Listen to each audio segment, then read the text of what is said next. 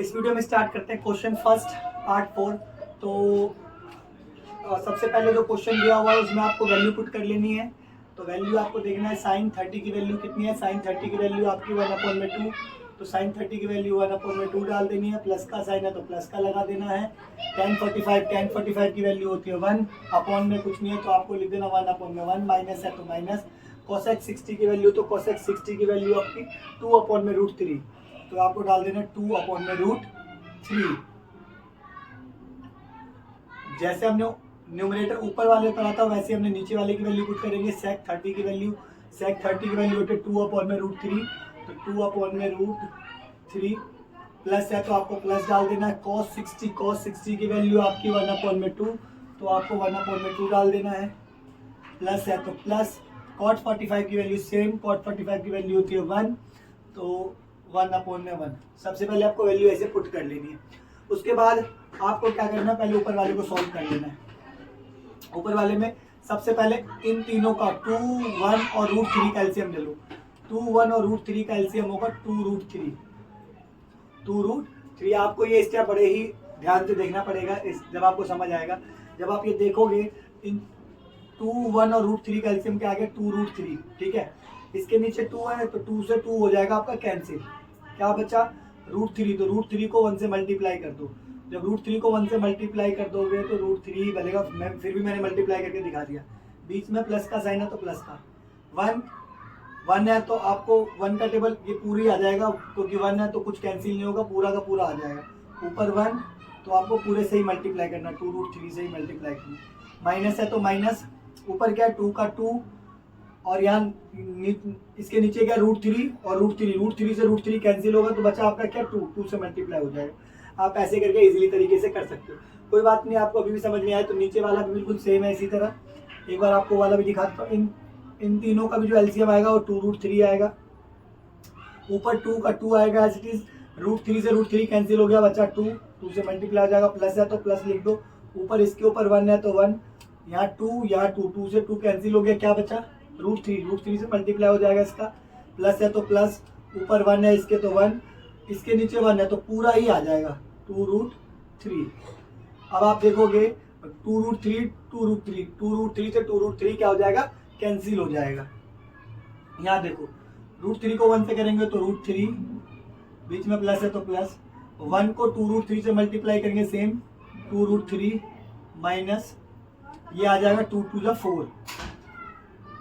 Same जैसे हमने ऊपर करा वैसे ही देख लेते 2 2 जा 4 प्लस 1 को करेंगे √3 से तो √3 प्लस का प्लस, और ये आपका 1 को करेंगे 2√3 से तो वही आ जाएगा 2√3। अब आपको याद हमेशा ध्यान देना है, आपको एक चीज बड़ी ध्यान देने वाली बात है कि अगर रूट के अंदर एक जैसी डिजिट है तो ऐड होगी। जैसे मान लो यहाँ √3 है और ये √2 और √3 ये आपस में ऐड नहीं होंगे, ठीक है। तो जैसे एग्जांपल के लिए एक दूसरा लेते हैं, यहाँ ले लो √3 और ये ले लो √3, तो √3 ये आपस में ऐड हो जाएंगे। यहाँ पे 1 है और यहाँ पे 1 है तो ये हो जाएगा आपका 2√3। अगर रूट के अंदर सेम नंबर है तो वो ऐड और या प्लस सब्ट्रैक्ट हो सकता है, अगर नहीं है तो आपको ऐसा नहीं करना, ठीक है। तो देखो आप यहाँ देखोगे ये हो जाएगा 2√3 और ये 1√3, तो 2 और 1 तो ये आपका हो जाएगा 3√3 और माइनस का 4। सेम यहाँ पे भी ये ध्यान देना है, यहाँ पे भी 2√3 और 1√3 तो ये हो जाएगा 3√3 और ये हो जाएगा प्लस का 4, ठीक है। क्वेश्चन तो यहीं पे खत्म हो जाना चाहिए, क्योंकि मैंने आपको बताया था कि डिनोमिनेटर में कभी भी रूट नहीं आना चाहिए। डिनोमिनेटर में रूट आ रहा √3 तो इसको कैंसिल करने के लिए आपको रैशनलाइजेशन करना पड़ेगा, तो बाय रैशनलाइजेशन लिख दो, ठीक है। एक स्टेप देखो यहाँ पे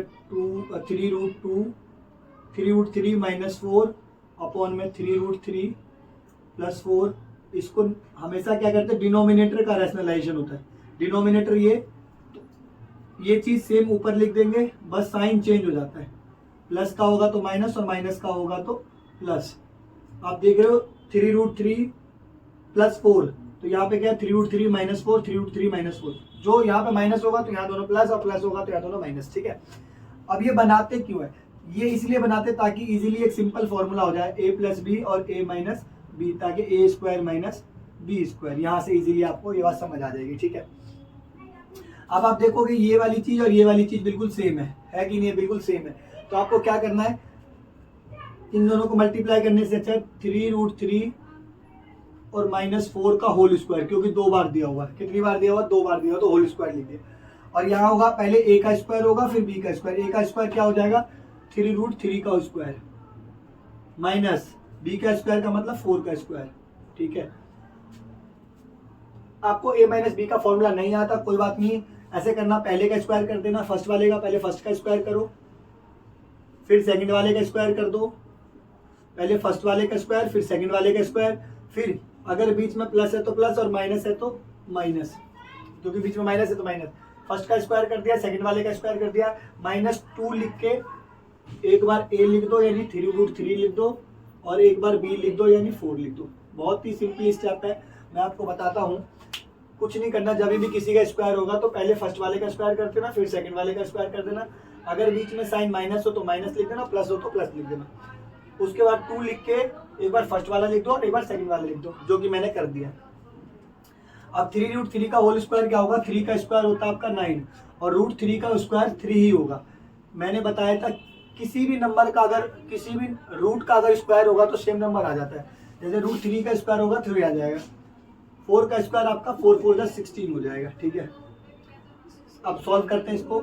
अभी इसका मैंने सॉल्व करा, नीचे क्या है तो ये आ जाएगा 9 इंटू में 3, 3 का स्क्वायर हो जाएगा 9 और √3 का स्क्वायर हो जाएगा 3, प्लस 4 का स्क्वायर आपका 16, माइनस का माइनस, 2 3 जा 6 और 6 4 जा 24, 24 √3, 9 3 जा 27 माइनस 16। अब आपको थोड़ा सा ध्यान देने है, ये हो जाएगा 9 3 जा 27, 27 और 27 प्लस 16 माइनस 24 √3। 27 में से आपका 16 गया तो बचा 11। अब लास्ट स्टेप आपको करना क्या है, इन दोनों को ऐड कर देना। 27 और 16 को ऐड कर दोगे तो आपका हो जाएगा 43 माइनस 24 √3 और अपॉन में आ जाएगा 11। तो ये आपका आंसर आ जाएगा, ठीक है।